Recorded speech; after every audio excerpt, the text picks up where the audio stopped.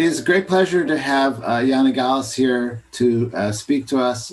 She has a long history of writing about Wikipedia in particular, where she and I know each other best, and but a whole range of the range of human motives that get actions out of people inside organizations, and she's certainly one of the most interesting people I'm fortunate enough to know, and so it's a great pleasure to have her here. We, with the usual apologies that it's virtual, and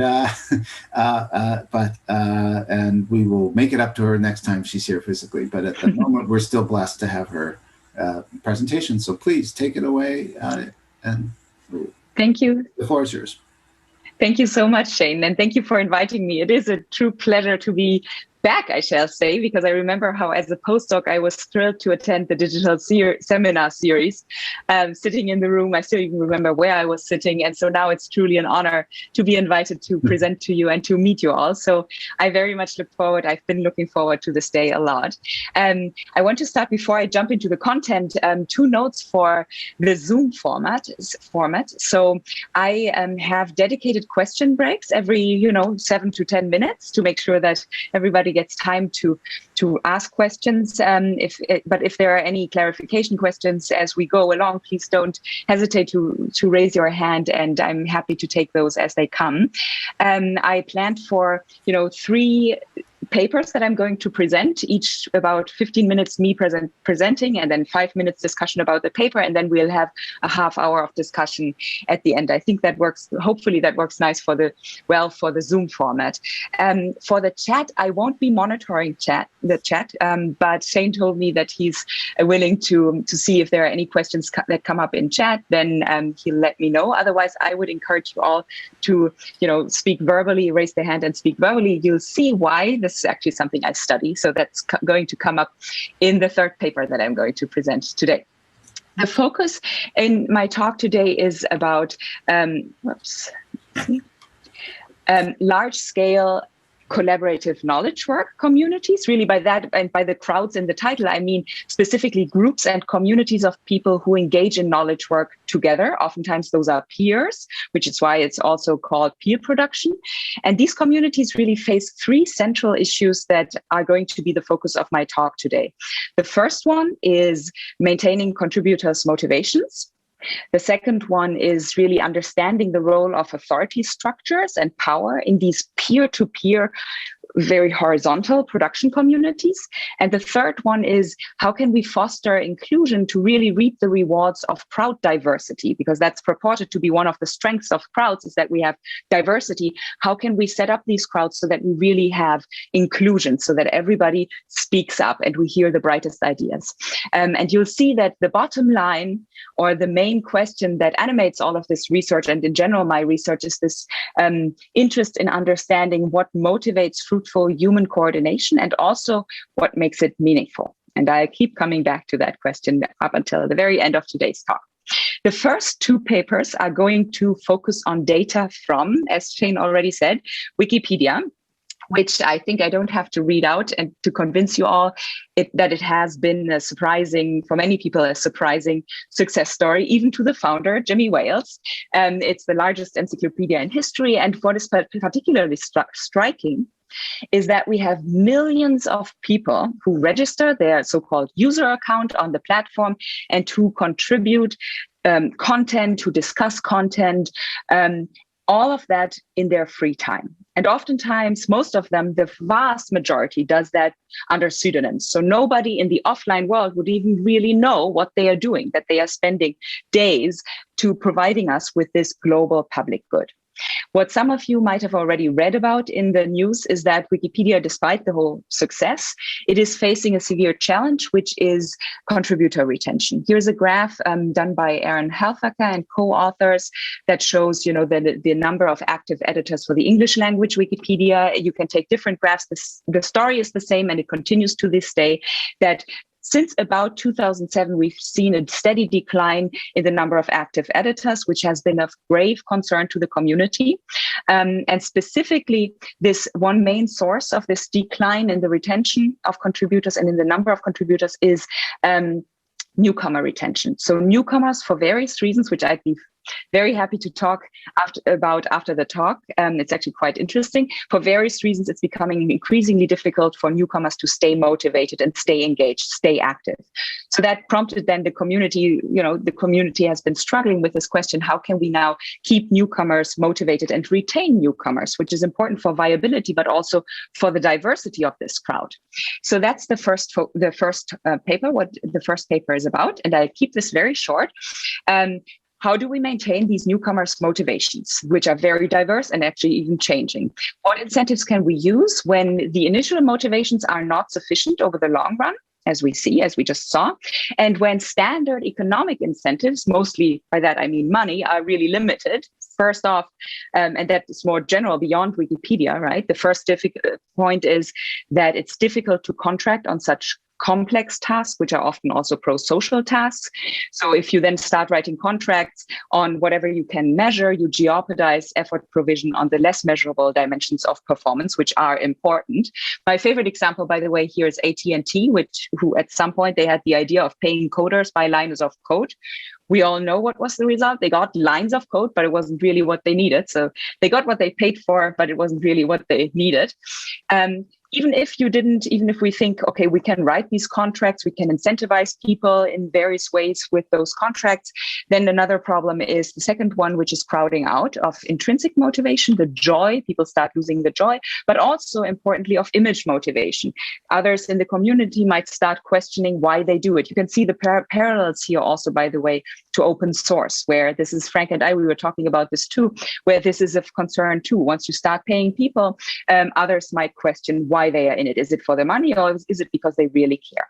And then the third, even if you weren't concerned about those 2 points, the third issue is, of course, the budget constraint. It would be cost prohibitive to pay these millions of people for the time that they put into providing us with this public good. So even if you paid minimum wage, this would be impossible for the foundation to stem in terms of the cost. So that then prompts the question and makes us ask, what alternatives do we have to keep people motivated, to motivate them? And here, as so often, a glance at history is quite revealing. Here, what I'm showing you is a picture of Napoleon Bonaparte. And it's kind of interesting also from a strategy perspective, where we started, thinking about strategy and warfare. So he moved war from the towns to the countryside, and to these vast plains of land. There are 2 changes that this resulted in. One is that there were no more material incentives, or at least fewer, because the booty that people could get from raiding people's houses was no longer there. So we have a parallel there. The second one is that it was hard to show your gallantry to all the people who stayed at home, or even to your comrades who were just busy battling others on those fields. So also image motivation was reduced. And at least that's the story. That's what I read in William Goody's book about this, is that that was where, at least those were parts of the reasons why he founded the now famous Légion d'honneur in 1802. And the quote here is particularly nice. Le ruban d'un ordre lit plus fortement que des chaînes d'or, meaning the ribbons of an order tie more strongly than chains of gold. Why do I like that quote? Because it draws the comparison to monetary incentives. And Napoleon's hypothesis here is that you can motivate and keep people motivated for your cause by giving them honor, and that will be much better, much more effective than using gold or material incentives. And nowadays, we know, of course, that honors and these social recognition incentives are prevalent in all sectors. Here are just some examples where we have heads of state using them, nonprofits, but also for-profits. The IBM example, that's my favorite award system, one of my favorites from the private sector, where we have Nobel laureates among their IBM fellows. So awards are truly prevalent, but we have a fairly limited understanding of their actual causal effects. This is the typical chicken and egg problem, right? Do we simply see that those award givers are crowning the best, and those people stay the best? In fact, they might even lower their performance and they will still outperform the control group of non-recipients. Or might the social recognition have the intended effect of motivating recipients and keeping them active? So in a way, what I've been doing with much of my research is testing Napoleon's hypothesis. And the first paper that I'm presenting is ask the very simple question of whether purely symbolic recognition can be used to motivate newcomers and increase their retention over the long run, not just for a day, but in fact over the long run. And if that's the case, why might that be the case? To answer that question, I collaborated with the community of Wikipedians. So I reached out to that community. Here you see a picture. I apologize, this wasn't high quality, and that's the only picture material I have of those roundtable meetings where I met those editors, senior editors who have clout in the community. And from those community, those roundtables, also conferences that I went to, I would say there were two main advantages. Both of them, by the way, all of this was in the German language Wikipedia. This had two main advantages, this being an undercover economist in the Wikipedia community. The first one is just the learning. I learned so much more than I could have ever learned from just reading everything that I could get my hands on, which I did, but I just learned a lot more of the nuances of the community and how it functions. The second one is important, and sociologists will point us to it. Here is a quote from William Goody, which is that you need to have prestige in order to give prestige, right? So me as a no name coming into the community and handing out random awards would not have allowed me to study social recognition in the way that I was interested in it, right? So it was important for me that I got these fantastic people to come on my award board and be behind the award and back this award scheme. So basically giving the award prestige that it could then give on to the newcomers. There is also a fun anecdote that comes from all of those interactions and going to the roundtable meetings. One of them is that I also got to meet the founder of Wikipedia, Jimmy Wales, which happened when a journalist grabbed my arm at a conference and put flowers into my arms and told me I needed to congratulate Jimmy for his birthday. I do hope that the next time I get an opportunity to actually talk to him about the research that has happened since that encounter. There are now coming back to the experiment though, so one main methodological advantage is that I'm actually able to study social recognition coming from these senior prestigious editors in the community. Other advantages are first, that I will be able to randomize who gets the award, meaning that I really get a clean identification of the causal effects of recognition on behavior, because there's no other way that the recipients and the non-recipients differed, except for one group randomly got an award and the other didn't.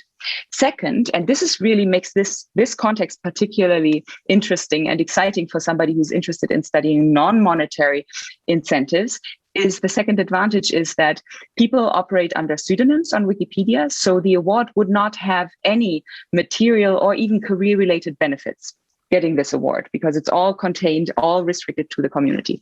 And the third one is that the effects that I see when comparing the treatment to the control group cannot be driven by the non-recipients, but rather I'm isolating just the effect on the recipients who got the award. So it's not like I observe that recipients outperform non-recipients because the non-recipients got demotivated. I just study the effect on recipients. Jana, it's yes. Time to take a question. The chat is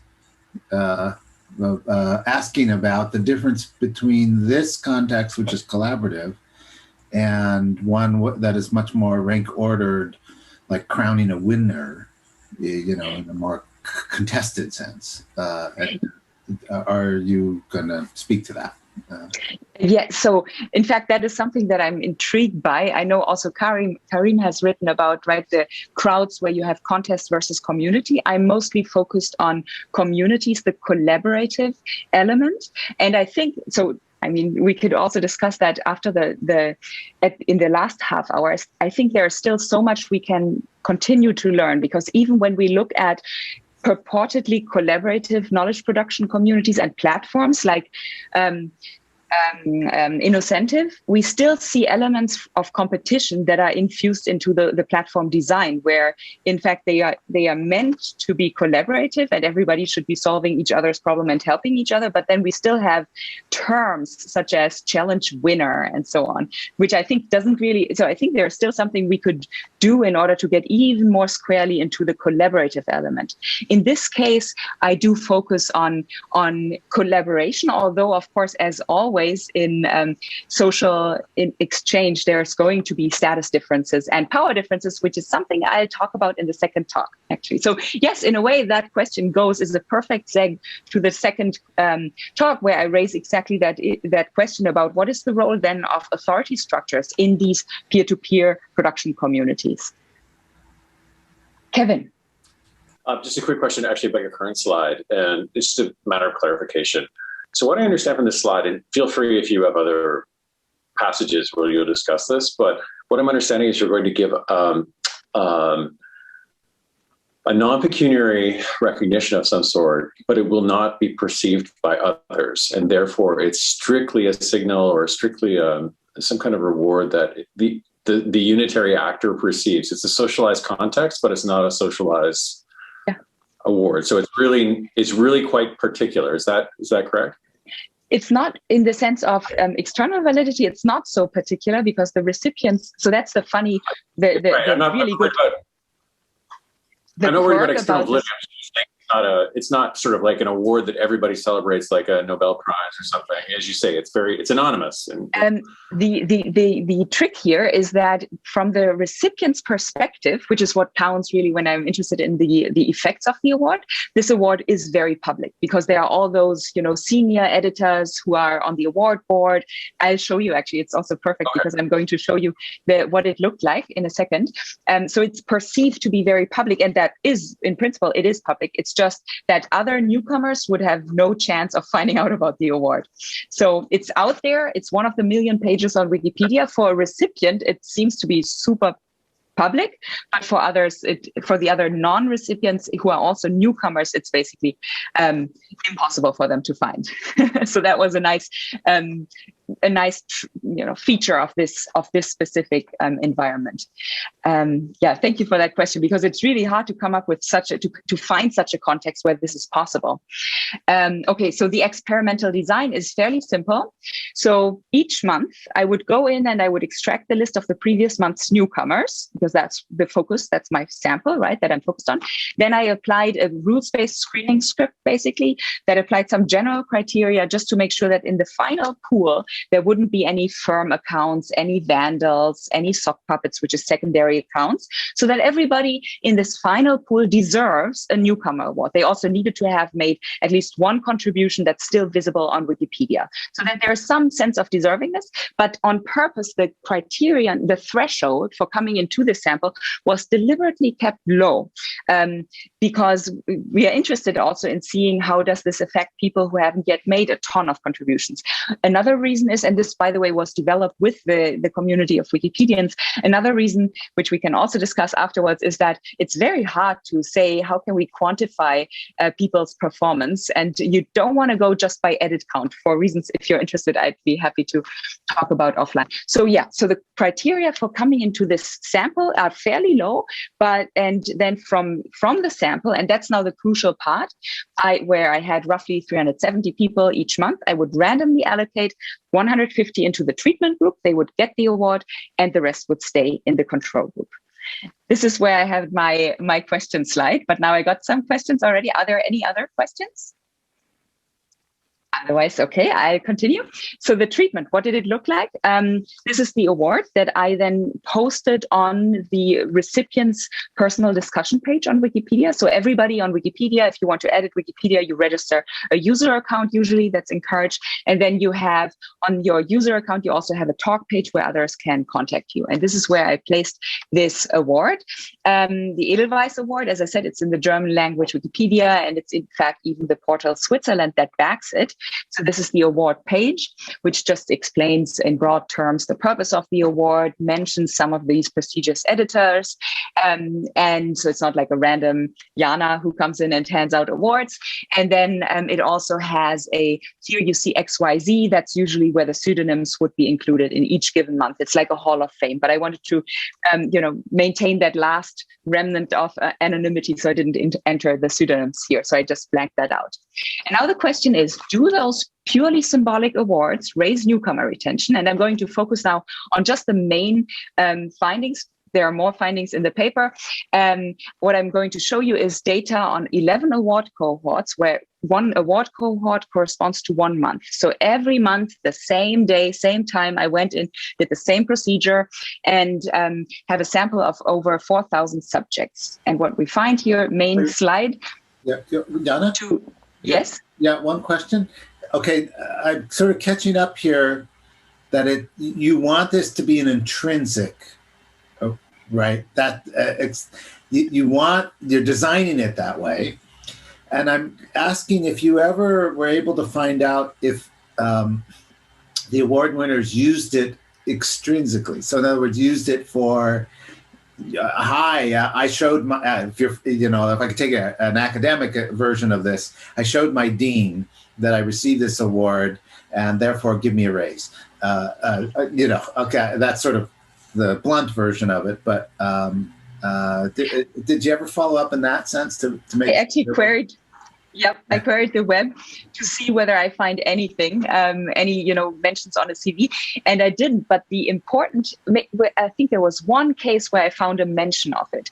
But the important point is, or what I found also intriguing and very interesting also for future research, is that there's one sociological piece that I remember having read about the value of keeping those identities separate, of having an online and an offline identity. And I think this is so fascinating, right? Where even the high power, the really superstars of the Wikipedia community, they do not merge their identities. And that, to me, as an economist, like, why would you do that, right? So why wouldn't you want to have others know your identity? I mean, I can tell you, I went to those roundtable meetings. I would be speaking to somebody whose name was Bobo16, an adult man, and I didn't know their real life names. I mean, what is the real life, right? I didn't know their offline names. I would always interact with them through their pseudonyms. They wouldn't disclose even to each other. Some do then after eventually, but for several of them, I never got to know their actual, name. And I think that's a fascinating discussion about why that separation of identities might make sense. I agree with you. I've seen that phenomenon, but I'd never identified it as a general phenomenon. I see. I understand exactly what you're saying. That you saw that repeatedly. Yes, absolutely. Even on the roundtable meetings, you would think that that's already a selection of editors who comes to the in-person when you see each other, and for some you get to know more. It's fascinating. I think it's such a fascinating world. So that's something to be studied also for the future. So now in terms of, but I want to be also precise. So I still consider this an extrinsic incentive because it's an incentive that others give you. It's not just their intrinsic motivation. But the point is that this is not an economic incentive in the sense that it has any career related benefits or material benefits, which is like what our Homo economicus could be argued to care about. This is really just the social recognition, still coming from the outside, that might support and interact positively with their intrinsic motivation. So the main finding, here's the main slide, is just raw data, which I like to show best, is we see that the treatment group here in red, the awards increase the retention in the treatment group by 20% in the following month, and that effect is statistically and substantively, of course, significant. Now, you noticed that I said in the subsequent month, which is already a long period of time, if we think about all the gift exchange experiments, where I love the paper by Uri Gnisi and John List, where they took it to the field, the gift exchange paradigm, and found that, these gift exchange positive effects where somebody gets money by surprise and then reciprocates with higher effort, that vanishes after the first 3 hours. A month is quite substantial. But now I can also, because the reviewing time took a little longer, as always, so I could also look at the long-term treatment effects by looking at what happens over the subsequent year after they receive the recognition. And what I find here is that the difference, you see it in the right column, the difference between treatment and control group continues to be statistically significant up until the fourth quarter, so for an entire year after the initial award bestowal. And then it becomes statistically insignificant, but still points into the expected direction. I would not argue this is just because they once got an award and that's it.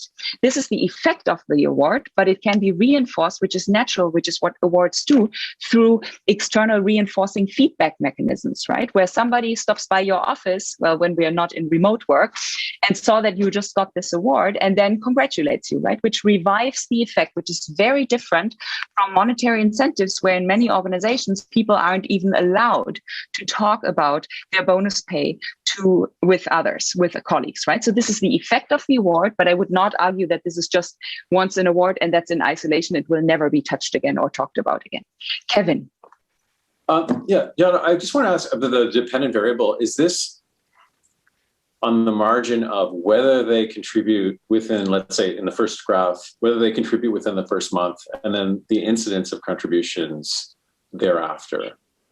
Exactly. This is whether whether we retain them. Exactly. That's the retention definition. Whether they contribute. I have different, by the way, the paper has different analysis also, robustness checks and so on, where, sure. Whether or not you could also look at just editing articles, which is one namespace, or in fact doing, and that's a perfect transition to the next slide. I also find that the awards increased recipients' willingness to do tedious behind the scenes community coordination work, which back then I hadn't yet known Karim and Eric, but I had seen that they had worked on this. So I was intrigued to see whether, this tedious behind the scenes coordination work, whether I also find, which, in OB, you might call it organizational citizenship behavior. I find that even that behavior was, they were significantly more likely to engage in that really useful behavior that doesn't give you any credits in the community. It's because usually if we think about status, people talk about how many edits have they done, but not really about these coordination work. Now, one second, I just want to wrap up the last 2 points, just as some other results. I also find that if you want to take edit counts as the performance metric, which I'm very skeptical of. But then even if you took this as the performance dimension, I find that even the high power editors are motivated by those, the highly active editors are motivated by this award. And so I find an effect across the performance distribution. And the last point is that I also find indicative evidence, this is anecdotal evidence, that awards might even create positive externalities. Now, economists will say, wait a second, no, we think about a zero-sum game or perhaps even negative-sum game where non-recipients are totally demotivated and frustrated. What I find is that, and this is something now, again, for future research, where I think there are some conditions under which we can expect awards to have positive effects on non-recipients. And what I found, because Wikipedia has this nice quality that I get data even on the interactions among editors, I found several instances where the award recipient would turn around and thank somebody else for their help. Usually somebody, of course, more experienced to help them. In fact, on Wikipedia, there is a mentorship system as well, which is, so fascinating, right? There is a mentorship system. And here, this one case, this one quote is from somebody who was part of the mentorship process and then turned around and thanked her mentor for the crucial help because otherwise she would not have been able to write that first article, which she thinks she got the award for. And hence says, a petal of the Edelweiss, which is the award, belongs to you. Just choose one. There's another point about positive externalities, which is, of course, also on the award givers. And here's a slide where our award also won an award. And here are some of my Wikipedians behind who then received the award. So that was encouraging to see also in terms of doing research that's actually practically relevant. And then there were some other language editions who were interested in fact, doing a similar thing and studying. I would hope then we would get to study also the effects of the award. The main insight before I do a break the main takeaway is that even these purely symbolic awards that provide social recognition can be used to continuously and in fact also enduringly motivate newcomers. I also explore mechanisms, and I'll do much more in the subsequent papers. And two main candidates are that on the one hand, they increase the identification with the community. These newcomers consider themselves then as Wikipedians, and they increase confidence at this early learning stage, right? When there's a lot of uncertainty about the value of my contribution, they increase the recipient's confidence. And the confidence part is something that I'll get back to in my third paper today that I'm talking about. And this is, of course, important for community viability, but also for diversity. There's the saying that you all know, I'm sure, given enough eyeballs, all bugs are shallow. Yes, but if we don't have new eyeballs, right, it doesn't bode well for the encyclopedia that purports to represent the sum of all human knowledge. So this is also already important for diversity, to keep those newcomers and motivate newcomers to come into the community. And that's going to be the focus of the next two papers, the diversity, where I've put a special focus on gender, but I know, of course, there are different dimensions of diversity. Okay, now, any questions? I do have a question. I mean, you answered already half of it by talking about how they get more involved. You mentioned how really impressive the time, how much it lasts is really impressive. I wonder how much there's a reinforcing effect. So do they get any kind of other recognition afterwards, after maybe 2 months, because they started getting more involved? Do they get I don't know, other kind of rewards or anything, people from the community helping them more, or is there any kind of reinforcing effect that makes it last that long? Yes, Charles, thank you for that question. I think it's so in the German language Wikipedia, I should say, their awards are not very prevalent, but they still most likely got positive feedback and praise from others, which is exactly that's the very nature of awards, right? It would not have happened absent the award. And there is great research on the status effects from awards, right? So Pierre Azoulay, for instance, did research on the effects on, in publishing and on citations later on. And so there's reason to believe that, yes, others, these what I refer to as reinforcing feedback mechanisms, yes, that for sure happens, where others then congratulate you or praise you. That's something to be researched in the future, yeah. But it would not have happened absent the award, crucially. Okay, perfect. Okay, so the next paper looks now specifically at the role of authority structures in these peer-to-peer production communities. And what role do these authority structures play for the functioning, but also now a main focus is going to be on the diversity of these peer production communities. Specifically, what we are interested in, and this is a joint work with Sudeep Bhatia, he's at UPenn, where we look at conversations as a window into the emotions, but also the coordination processes at work. So basically, on those talk pages of Wikipedia, how do people behave? We focus on two dimensions, and I'm going to talk more about this in a moment. The first is domain choice, meaning two dimensions: the controversiality of content, is it controversial or not, and the gender stereotypicality of content. And the second main dimension is the conversational style, where in the paper we talk much more also about emotions. Today I'm just going to focus on valence, the positivity of people's expressions, conversations. The goals here are first, at a higher level, to understand the role of authority structures in peer production, and more specifically to study how authority structures relate to gender diversity in this community. The two main questions here are, first, do we observe the expected gender gaps in virtual crowds? They are virtual, right? So gender is much less salient. Do we observe them? And then, crucially, what happens to those gaps as we look at people at the top of the hierarchy? Do we find that those gaps, if they exist, are they amplified or might they be attenuated? So prior research would suggest that women and men sort into different domains and work tasks. So specifically, there's a lot of evidence showing that women tend to shy away from conflict and competition, although more recent evidence already, is something I'm going into in the third paper, suggests it really depends also on the field. But yeah, women might be less willing to engage in conflict and might shy away from it and competition. Second, women are more likely to work on female-typed content. So we might expect some gender-related separation of labor, if you will. And then there's also research in terms of now conversational styles, which is the second dimension we look at. There's a lot of research that suggests that women's comments are more positive, so higher valenced. However, a lot of that research is, and much of what we know really comes from either student samples or observations in the general population, and oftentimes from in-person contexts. So now that begs the questions, so might there be, if we look at people in the general population, might there be important power and status confounds? Second, because we have so few observations on women in positions of power. Second, and leadership, right? Second, what about knowledge workers, which is the specific focus of my research and much of what we are interested in, right? So real knowledge workers who are in their natural knowledge work contexts, where those contexts are virtual and gender is much less salient. What about that? Now, the data that we use, I already mentioned that quickly, is Wikipedia talk pages, which is a true treasure trove. If you go on Wikipedia, you all know those article entries. Here's one from somebody in the room, which I found. So Shane some Wikipedians created an article about Shane, and I can tell you who started it. It was Joshua Gans.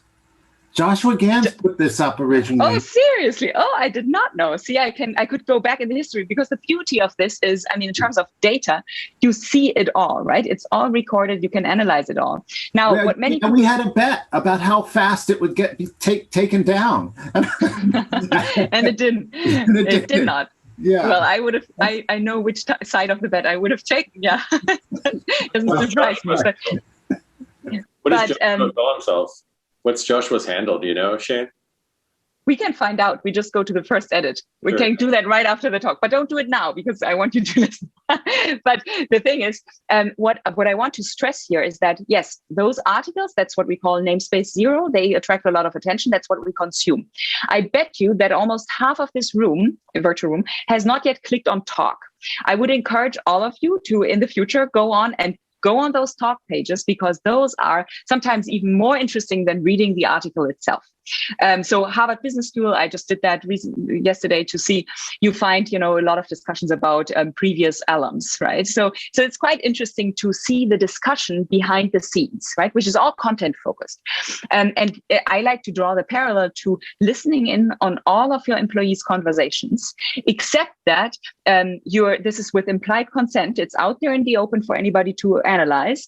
And it's also, people are not really aware. It's not obtrusive. And in fact, it's not even noticed, right? So people are in their natural habitat, which makes this extremely interesting, just like people standing around a water cooler. And I know there's this great work about sociometric badges, right? But here the main difference is that people aren't aware that they are wearing a sociometric badge.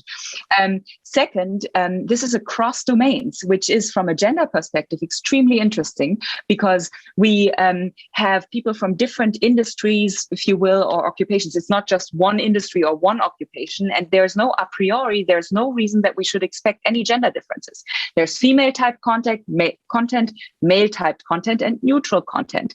Also, there's all sorts of different activities that you can do. You can discuss, articles about gravitational waves, or articles about grammar rules. So there's no a priori barrier in terms of anything that would predict gender differences. It's very neutral in that sense. And then we have thousands of data points on women in leadership positions. And those are, importantly, not MBA trained women. There's some literature, of course, there's a lot of literature and interest in women in leadership positions. And some of the arguments is that, well, if we find closing, for instance, of gender gaps, maybe that's because of the training, leadership training. Here, arguably, they did not get any training. And also, they are not externally imposed, right? They are emergent leaders from this community. I like to call them this analysis a supernatural NLP, supernatural natural language processing, because those are the supernatural leaders, right, who come out there and just work in this knowledge community. Now, you may wonder, what about leaders and peer production? Well, what I'm referring to is administrators. That's what they are called. in the community. That's an official status, and it's granted as a result of a community discussion and also an election in which any registered editor can participate. And they do have greater decision-making powers, such as to block editors or unblock other editors' accounts, to restrict editing on certain Wikipedia articles. If there is like a controversy going on, they can block editing or restrict editing, and they can also judge the outcome of certain discussions. But they are always, and if you read it, there's an article also, the rules are very nicely defined. They are meant to have the trust of the community and to act on behalf of the community. Now, the data that we use comes from Prabhakaran and Rambo, 2016. They've collected this 15 years of data from 2001 to 15. This is now the English language Wikipedia, unlike the first paper. We're talking about more than 900,000 comments that were made in more than 160,000 threads that span more than 1,200 articles or topics. And we have in here about 105,000 Wikipedia editors, and about 60% of them are registered. And those are the people we're going to focus on. Now, 12% of those registered editors reveal their gender. And from those, 92% are male and 8% are female, which is very consistent with all the survey data that the Wikimedia Foundation has accumulated. This is still data from about 570 women, though, more than that. Right? So it's still non-negligible. And about 1% of those editors are administrators, so what I refer to as leaders. The analysis, and I'll be a little short here, there's much more in the paper, of course. I want to focus on the main insights here. Is we look at article level variables, and the covariates of interest here are whether the article had been tagged as controversial or not, and the gender typeness, where we use different methods for analyzing or proxying gender typeness. The most simple one, the results are robust, is just a word frequency averaging method, where we look at the ratio of the sum of male pronouns to the sum of male and female pronouns. And then we look at conversational style, and specifically valence, which is the overall positive or negative qualities of an article here in this case. And later we'll take it, of course, our main interest is going to be on comments from men versus women. How positive are they? Is there any difference? In terms of articles, a high valence articles would be the article about happiness, or high valence word would be happiness. A low valence word would be rapist. And I also want to, so in today's talk, we use automated text analysis for these, for the analysis of emotions, where today I focus just on valence. But we use two methods for that in the paper. One is the word frequency averaging method, which really measures the valence of a comment based on the aggregate valence of the component words of that comment. Basically, 3 steps. You first go in and tokenize the comment so that you have the stems of words or a bag of words representation of that comment, of the different words in the comment. And then the word frequency averaging method queries the lexicon, the Wereiner et al. Lexicon. And those are psychologists who put together these valence ratings for about 14,000 words. And this is widely used in psychology, this lexicon. And then finally, the WFA, word frequency averaging method, then averages the valence ratings for all of those words in the comment that are also in the Wereiner lexicon. And that gives us an aggregate measure of the valence of a comment. And I will say, this is a plug for my fantastic co-author, also Sudeep Bhatia at UPenn, who works a lot with those methods. The second method is also nice. It's a word embeddings method, which we also use. And that's a popular tool in computational linguistics. And that gets around, that kind of allows, it's a measure of semantic similarity. And it allows us to extrapolate valence ratings to even more words than the words that are in the Wereiner lexicon. The results today, I'm going to focus just on the simple word frequency averaging method.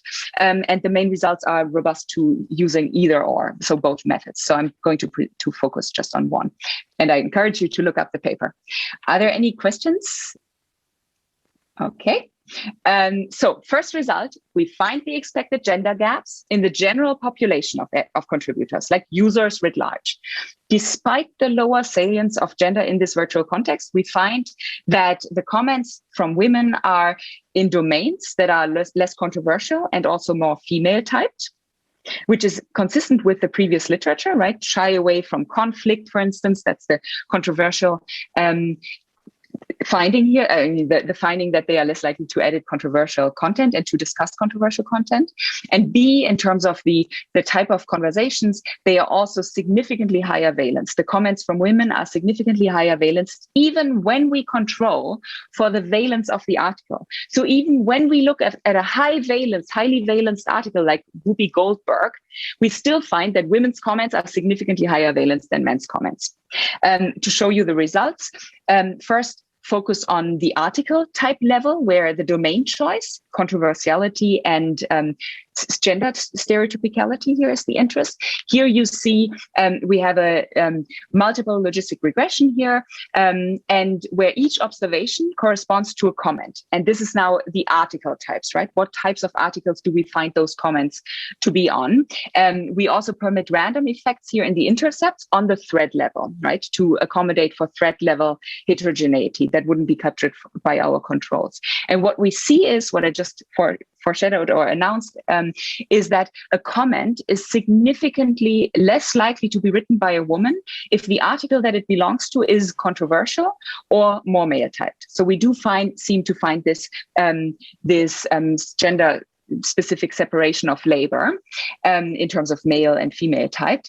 We also, the last two variables here, valence and arousal, are at the article level. So that's what we are going to control for when we are interested in seeing the comments and statements and comparing comments and statements from men versus women. So that's why the focus here is on controversiality and male typeness, gender typeness. Next, when we think about... Yeah, there's a clarifying question. Could you... Are the results based on the 12% registered users revealing? Yes. Yeah. So it's only the subsample. Yeah. And that is a question as a training algorithm. Like you use the ones that you know the gender of as a training to like confirm what you find. The ones that to predict their gender, we don't do that. That's something others. We just restrict ourselves to the sample of people who disclose their gender. Just which is of course there's an empirical question. Yeah. Okay, so the next question then is about the valence, where I already said, here you see the results. We find that the question is there a systematic gender difference in the conversational style and specifically in the valence of those comments? Here we regress comment valence on gender, and we include all of our other controls and editor level controls, and specifically what I already said, we control for the article's valence, and we find that gender is a significant predictor for comment valence. And the sign, as you see here in the first line, is positive, which means that the comments from women are significantly higher in valence than comments from male editors. And that is controlling for article level valence and for our other covariates. Now, what happens to those gaps as we look at the top of the hierarchy? So we saw, just as a wrap again, we saw that women are less likely than men to converse on controversial content, and more and also less likely to converse on the more male-typed content. We also saw that in terms of their conversational style, their comments from women are more positive, higher valence, significantly so. What happens at the top of the hierarchy? We find that the gender gaps disappear. So once we account for power, we find that female and male leaders are indistinguishable in terms of having the same likelihood to converse on controversial content, which is super important, right? If we think about, we extrapolate, we take it like, okay, female leaders won't be willing to engage in controversial content discussions. That's not what we find. Second, we also find that their comments have the same valence as those from male leaders. And interestingly, it's the women who converge to the behavior of their male counterparts, where there's now also some great other research on that finds a similar pattern. It's the women who converge.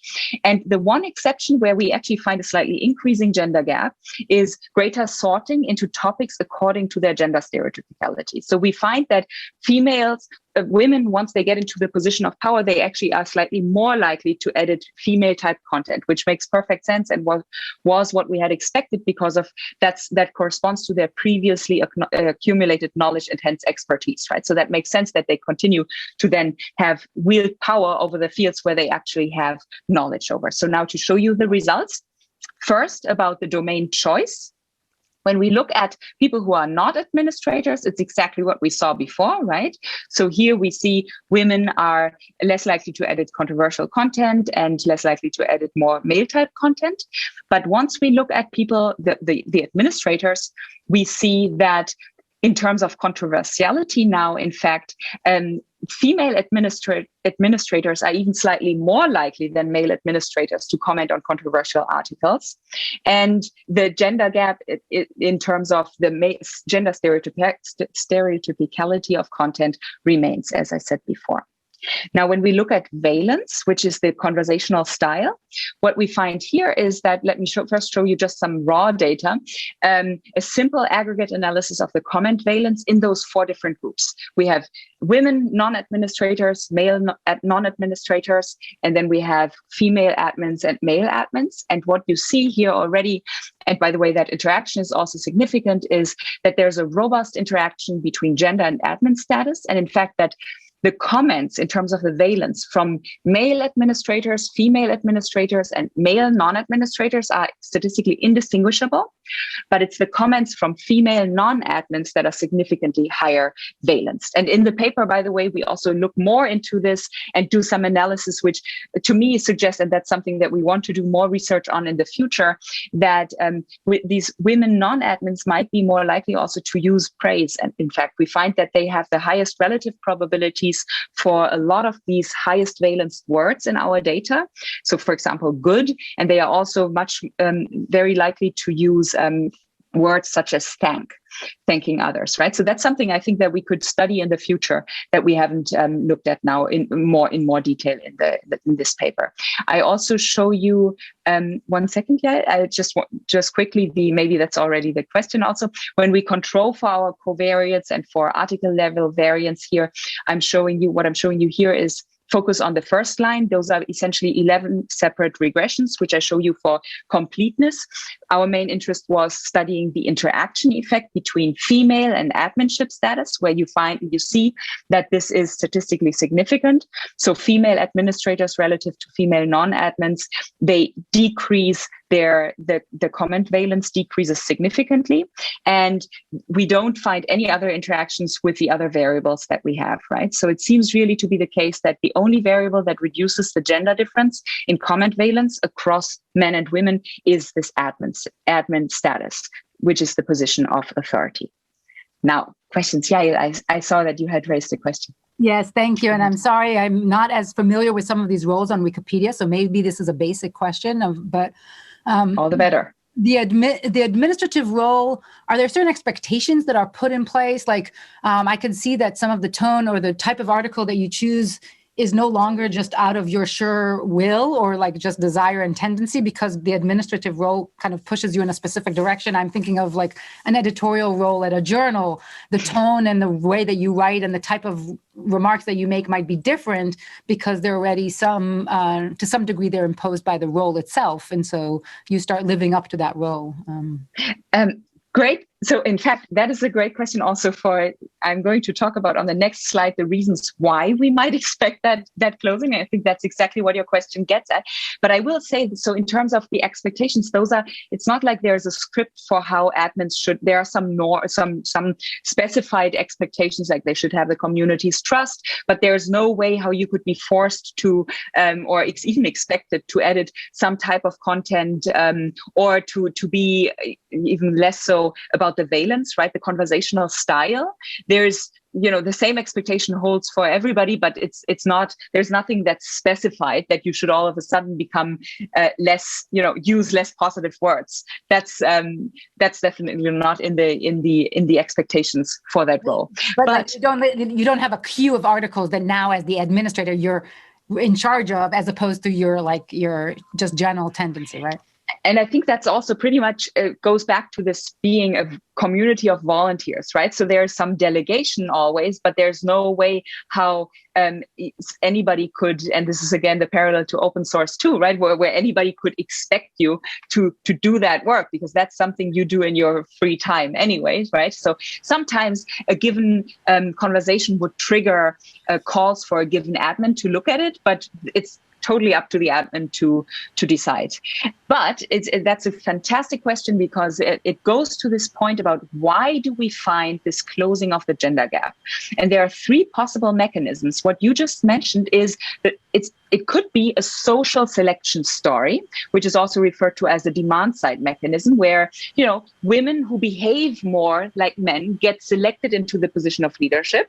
Women who are more likely to converse on controversial content, or women whose comments are lower in valence, they get selected into that position. Could also be, and that's very different, self-selection, where those women just are more likely to apply or to even put themselves up. Or besides those two sorting stories or sorting mechanisms, there's a totally different one, which is, of course, a treatment effect of the position of authority on their subsequent behavior. And we do find the evidence for that latter mechanism, which are, of course, the three mechanisms are not mutually exclusive.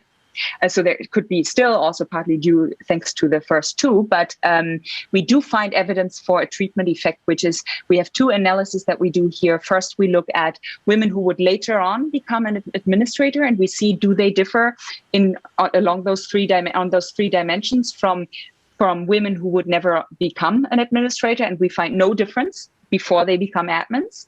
And also, although their data sparsity is an issue, we do also look at what happens over time as those women become administrators, and there we do find directionally at least a change in their behavior, which points to this treatment effect of the position of authority. And that is, in fact, also what the last paper is going to talk about, where ideally you want to randomize who is in a position of authority, right, to study the actual treatment effect. And that is very close to what the last paper is going to do.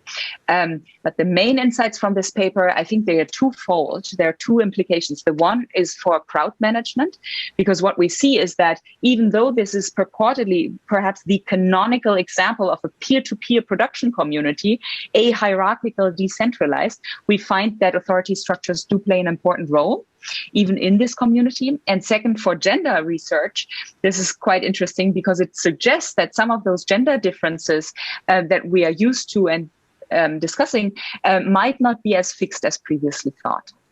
And that is indeed the last paper that I'm going to talk about. Are there any questions before I come to the last one? Yes, Shane.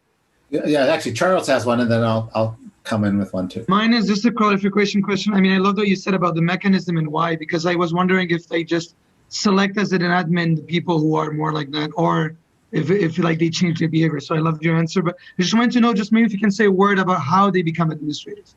Like what do you have to show, or like who decides? How is it? Is it a voting? Like just a word about the process. Yeah. Thanks. Yeah. So it's oftentimes you self-nominate, or you are being, nominated by others. And then there's a discussion in the community. And then there's a vote where every editor in the community who has a registered user account can participate. And that is consensus based. So it turns out that it's mostly, if 70% of the votes are positive, people tend to become admins, but there's no clear cut threshold that we could exploit. Believe me, I've thought about that too, about like a regression discontinuity design, right? But there's no clear-cut threshold that we could exploit. So it's really consensus-based. Do you see any differences, like among women who apply? Do they have more? I know you don't see any differences. No. Oh, thanks. Yeah. So follow up. So the way your sample is constructed, it's given to you, right? It's this construction on existing articles, and so in some sense it leaves the question, I guess, that I want to ask, it just can't be addressed in this sample, which is there's this phenomenon on Wikipedia that if you're one of the earliest authors on a article, you tend to, ownership is too strong a word, but you tend to feel responsible for it and take, you know what I mean? Then you take responsibility for guarding it against outsiders. And there's this phenomena that others have documented. And Jerry Kane sort of has talked a bit about this too. And in some sense, you can't really address that here, but it does raise the question, you know, if the woman was one of the early authors, would she behave similarly to a male author, conditional on it being an article that was equally controversial? But there might be a selection into the topic they write on. You know, somebody writes on to begin with, and so then you would have to figure out what role that selection versus otherwise equal topic. And I guess you can't really do that here, but it's sort of, boy, that really makes me wonder. But that's a great question. Yeah, because so one thing that I've been wondering about too is whether there's a difference between this official role of being an admin versus something that's more, for instance, social network based, where somebody is just a leader, but it's not an official role. And in a way, what you say would be another variant here, where you could be or see yourself as the owner or leader on this topic because you were the early contributor or even the creator of that article.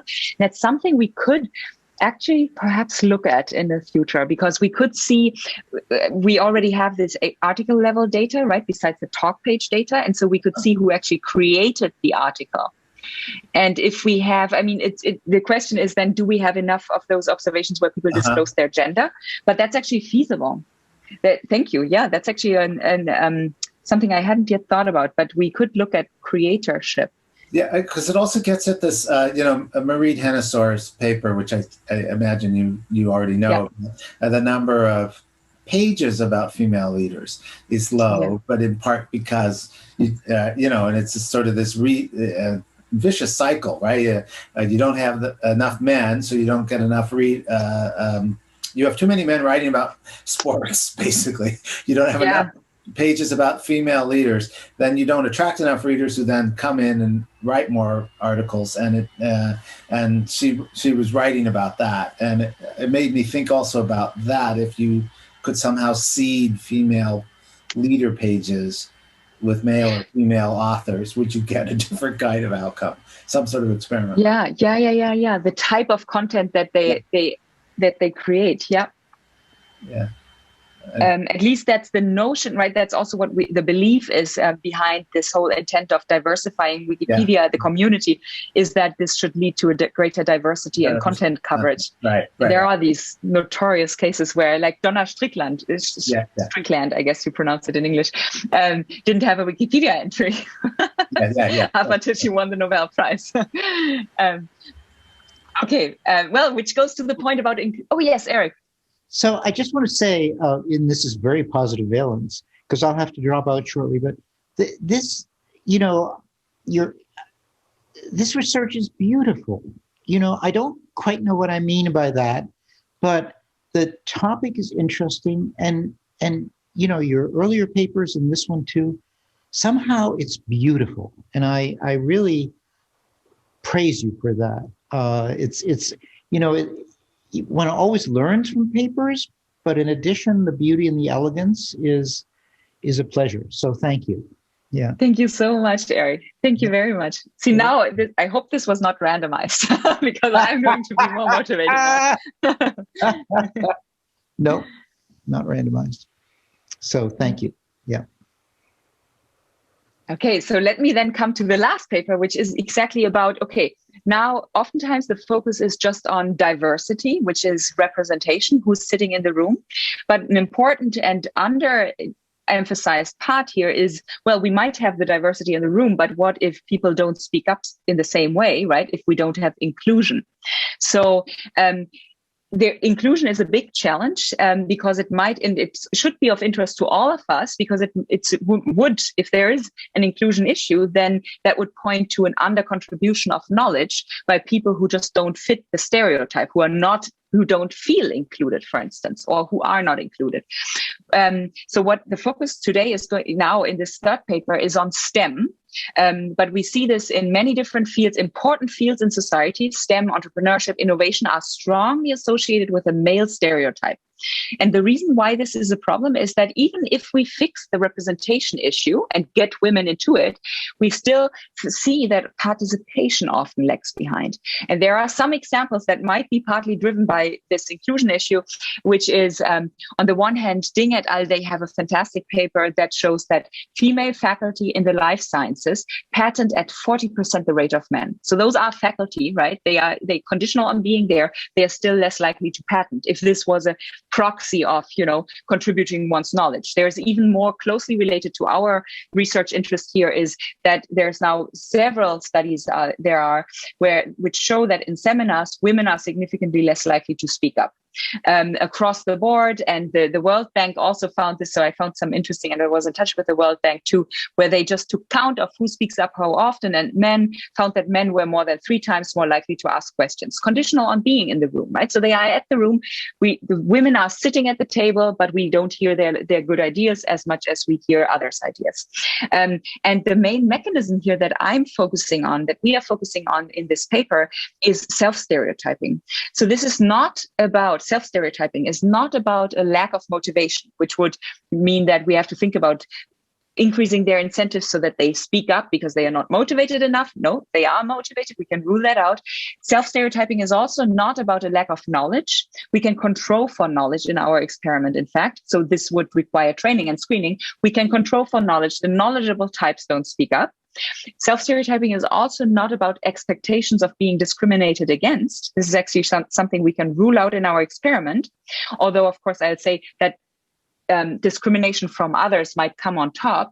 And then lastly, which is something that gets easily forgotten, self-discrimination is also not about some inherent underconfidence where you just can't help it and women are just less confident than men. No. And I'm going to be much more, I'll show you data on that in a moment. So what this is about, self-stereotyping, is about miscalibrated beliefs. So we're talking about the mechanism of beliefs here. And why are they miscalibrated? Well, it's actually systematic, where these miscalibrated beliefs arise when the context is associated with a strong stereotype and the individual doesn't fit that stereotype, right? So the thinking there is, well, this is math, I'm a woman, I probably don't have the right answer. So that's that's the self-stereotyping mechanism that I'm talking about here. The first question that we raise is, does self-stereotyping cause a gender gap in knowledge contributions in STEM? And then the second one, and specifically math, the second one is, but this stands more for innovation also and other male type fields in the knowledge economy. And then the main question of interest is, can we design recognition so that we can close the gender gap and increase women's confidence to speak up on those as when they are in atypical field, gender atypical field? Yeah, you have a question. Yeah, sorry. Just a question about your previous slide. You ruled out underconfidence, I think, and it's interesting that you separate this from an underconfidence. Is this not a form of underconfidence? It is. Okay. That's a great question. Thank you for asking that. I recognize you have studied this because I don't get that question very often. But indeed, the emphasis should be on a general underconfidence. My focus is underconfidence in a given field because of the stereotype of the field. So it could be still a mechanism is underconfident, but it's field specific. It's not something type specific where women are just underconfident. It really is the interaction between their characteristics and the field stereotypes. And here we build on great work, which I'll emphasize in a moment, by Katie Baldiga-Kaufmann also, who has developed this nice experimental paradigm. So what we did is we take it into the lab, and specifically, actually, we took it into your basement at HPS, because I was still a postdoc when we ran those first experiments. And then we built on Katie's paradigm, which means we have teams of 2 who solve questions together, but they don't see each other. They don't know each other's gender.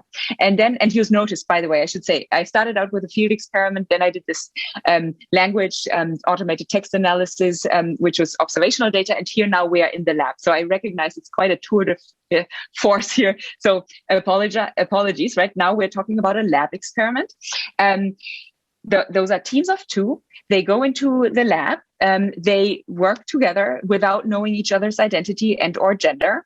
And their incentives are perfectly aligned in the sense that it's the team's interest to submit the correct response for the group so that the group gets the bonus payoff, right? So they want to identify the right response, no matter whom it comes from. The specific details here are that our outcome variable is we look at my willingness to have my answer count as the group's answer. And we, by the way, we reverse code this so that we can interpret it as a higher, Yael, to your point, confidence to speak up. And this is, so people would first say what they think is the right response to a given question, the math question.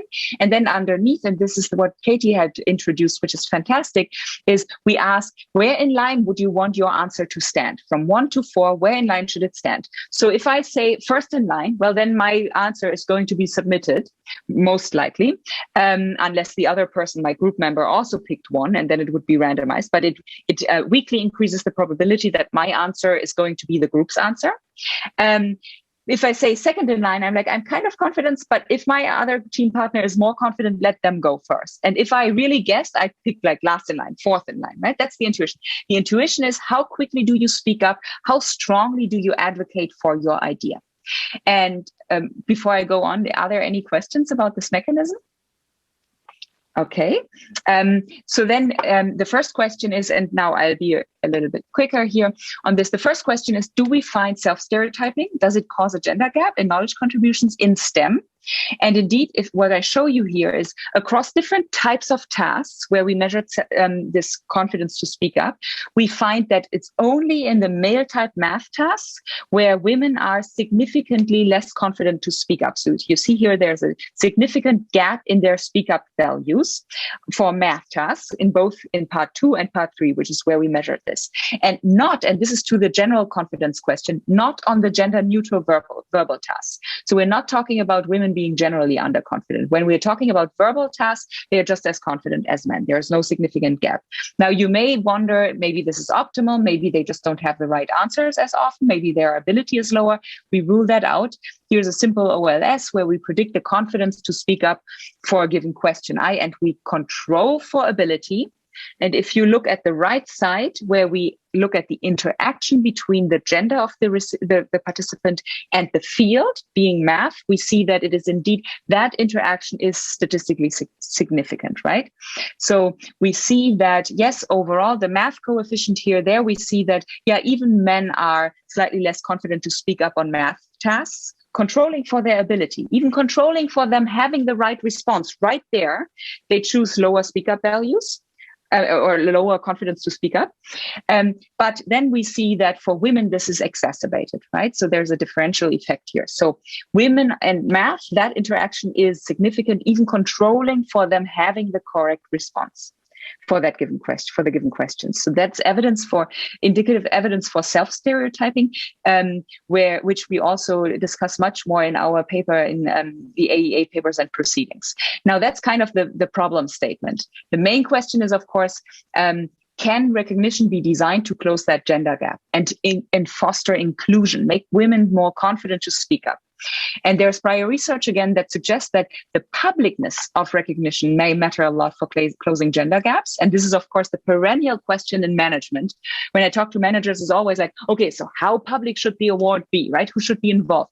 So what we do here, and there's research that suggests that for gender and specifically, this plays a role, that women are more sensitive to contextual factors and notably social cues, seeing the others. And there's also some interesting research, but not as much as I would have liked to see. So it's something that I find intriguing about a differential effect of face exposure.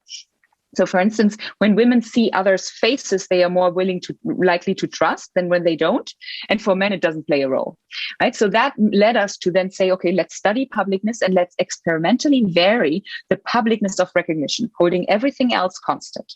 So the experiment in a nutshell is we have participants who solve tasks, these math tasks, and then they first do this by themselves. So we have a nice measure of ability, and then they are matched in teams of 2, but they don't interact, right? It's just this mechanism that I showed you. Where do you want to put your question? Where in line? And then the group's top performer, who had the most responses, the most correct responses in this second part, in part 2, receives symbolic recognition by surprise. It's unannounced. It's not competition, which is important for a gender perspective, of course, deliberately not. And then we exogenously assign just the publicness of this award. And then we study how does the award impact their confidence to speak up, right? To have their answer submitted for the group. The private recognition treatment, this is what it looks like. So the award recipient would get this award on their screen, and they would also be informed that their group member, the other person they are collaborating with without seeing each other, doesn't know about the award. And you see there's this emotional language deliberately. It's meant to activate an identity of being a person who excels in math and to celebrate their accomplishments. Very similar to the normal award language. Introduce as much emotion as you can in the lab. Second is the digital award, where, yes, there's now no longer this perfect anonymity. In fact, the other person knows. This is the difference. We will inform your other team member that you got this award, but there's still no face exposure. And now comes the crucial part, which is what we were most interested in, which is what happens when we have a face-to-face ceremony. So everything else stays constant, but now we have the recipients come to the front of the room and being seen and seeing the audience of non-recipients. What do we find? I will focus just on 2 main insights and 2 questions because of the time, for reasons of time. First, the general effect of recognition. Does it make people more confident to speak up, men and women writ large? And then second, do we find a heterogeneity by gender in the form of recognitions, right? Might we move the needle more with the public recognition, which involves face exposure? First result is yes. The effect of recognition is significant here. I just first show you some raw data where you see that that's the difference in the speak up values from before the awards were given to after the awards were given. And you see that, yes, the non-recipients also become more confident to speak up, but the award recipients become significantly more confident to speak up after they got an award. And we also put this into a simple diff and diff where we can then control for ability and for having the correct response. And here we see that indeed that interaction between recognition and then being in the post-recognition treatment is indeed statistically significant. So we do the getting recognition writ large makes people more confident to speak up, which is already good. But our main interest was, of course, in gender and specifically in whether the different types of recognition, whether it matters. Now I show you the result where you see on the left, you see before any recognition was given, those 3 buckets where we compare men versus women, we always see the gender gap. And then you look to the right and we see that in fact, the face-to-face ceremony closes the gender gap. So there, when women get this recognition and men in front of others, we are able to bring them up to the same level of the confidence to speak up. And that is also significant when we control for ability, having the correct response and so on, as we do here in the regression form with the tribal interaction that you see. Are there any questions? I recognize. Okay, so the main insights are... Just a question. Yes, Abhishek. Great. It just got me thinking about implications. In some way, this study might tie the first 2 studies that you showed, in the sense that in the second study, you look at how people speak up, and in the first study, you look at the effect of awards. And so there's also there's also kind of version of this that would be useful in the field, right? Like that's kind of a natural question that comes up is how does collaboration in the way in which people of different genders speak up when they get things like barn stars, for example? Are there any reasons why we should think that these results might be different in the field context? For example, in that particular context, it seems like a lot of them might hold in that context as well. Yeah, so in fact, taking this to the field is the next step. So at the moment, we're collecting some more data on mechanisms for this paper before we resubmit. But there was a write-up already of this paper, and then some people from the industry reached out from some fairly large companies. So there's the hope that we are going to run a field experiment on this now, which is nice that we are in this Zoom context where it's much easier to collect data.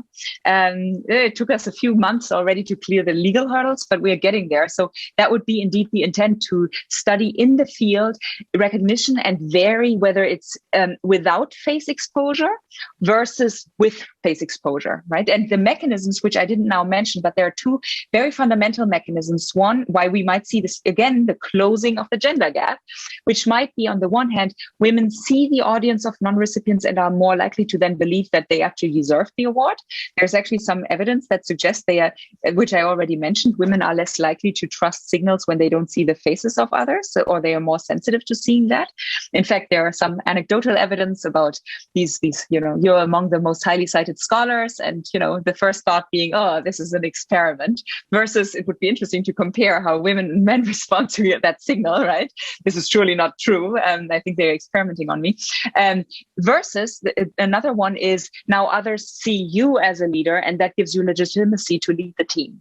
And I think very fundamentally, this is going to be very important to address, to study those mechanisms. And that connects indeed to the second paper and prompts the question for future research, because the mechanism could either be an increased sense of freedom. Oh, finally, I can say what I mean, which would be positive experience, or it could be reverse. It could actually be perceived pressure to show the deservingness, which would matter for policy implications. If we are concerned about people's well-being and stress, right, then being put as the award recipient, we might find the behavior converges, but actually their experience is deteriorated.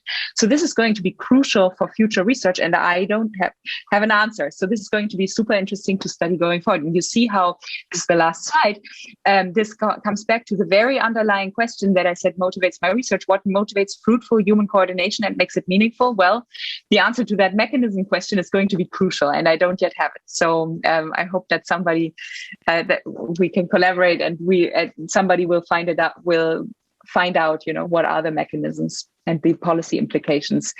Thank you very much. Thank you.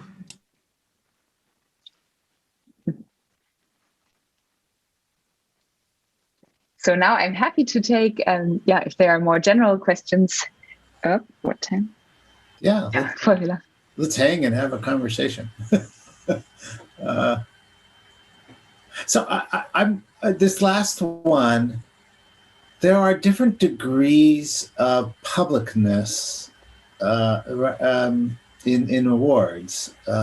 You said this as much in your first paper as well, and I'm processing how that would interact with this. In some sense, you can make, you'll forgive this, right? You can tell your family and friends, or you can just tell your colleagues, or you can only tell the people with whom you work on Wikipedia. Different circles of publicness. And it could also be not you telling, but others telling them, right? And I think, fair enough. Yeah. And I still think that there is psychologically speaking, I think there is a difference, a nuance between just the spread of the information, which is letting them know that you got it, versus the actual joint experience, where the others see you together, and you're like on the stage. What actually initially prompted this question also of gender differences in the response to award was when I was still at Harvard. I was talking to a manager. She was at a women's leadership event, and she was telling me how, she's working in a sales context, and they have, believe it or not, they have a saber as an award. I'm like, oh, wow, I don't know how I would respond to getting a saber, right? And it's so strange. And then you notice then how sometimes organizations are completely oblivious about how a given, that there might be differential effects in terms of how motivating different awards are for different subgroups of their employees. Yeah. But then this question about publicness is also related gender-wise, because there could be, the fear of backlash as well, depending on how it's termed, right? So there's this competence likability dilemma, where there might be backlash against women who are seen as competent, but then they are like discredited on the likability dimension. So I think, and that goes right hand in hand with the publicness. Well, I was much more motivated by your remark about human coordination, but your answer is totally informative as well.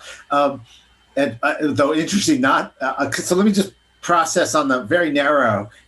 You gave me so much to think about, but let me process on a very narrow dimension of what you just said. When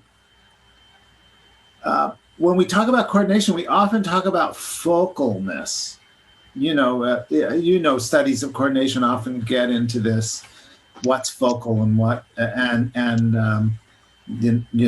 so some things are more focal than others, right? And so that was the dimension I was really hitting on. That that you get. I guess I didn't express it well, but some awards hit all your social circles, and some recognition only hits one, and there's some sense in which the broader one is more focal.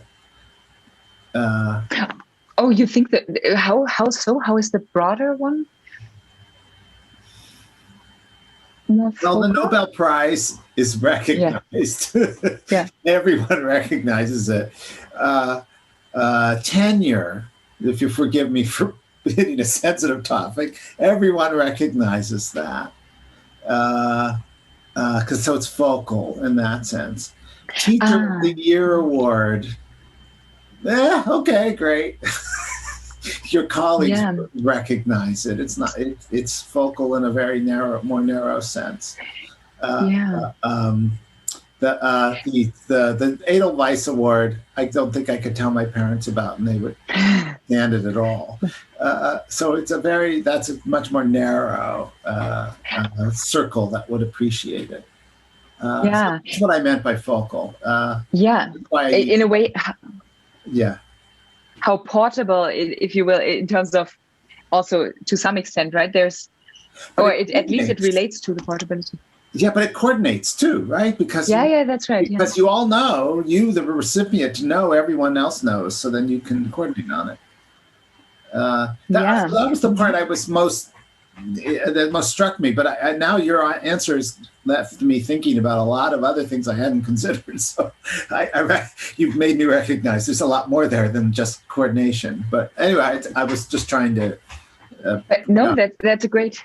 I think this might also relate to some extent to the question. I mean, from a strategy perspective, right? If you put not a price tag, but you put a mark of value on your top talent, and what prevents others from poaching them away, right? So if the recognition is focal in the sense of being portable, then that's a problem, and maybe that is why. So we are having such a hard time getting data on company awards. I just ran a survey among the Fortune 500 to get actual data on which awards are you guys using, because there is so little data on awards. And one reason is probably that they are not focal, but they are also deliberately not, because in many cases, right, companies would risk losing their top talent if they put them out there.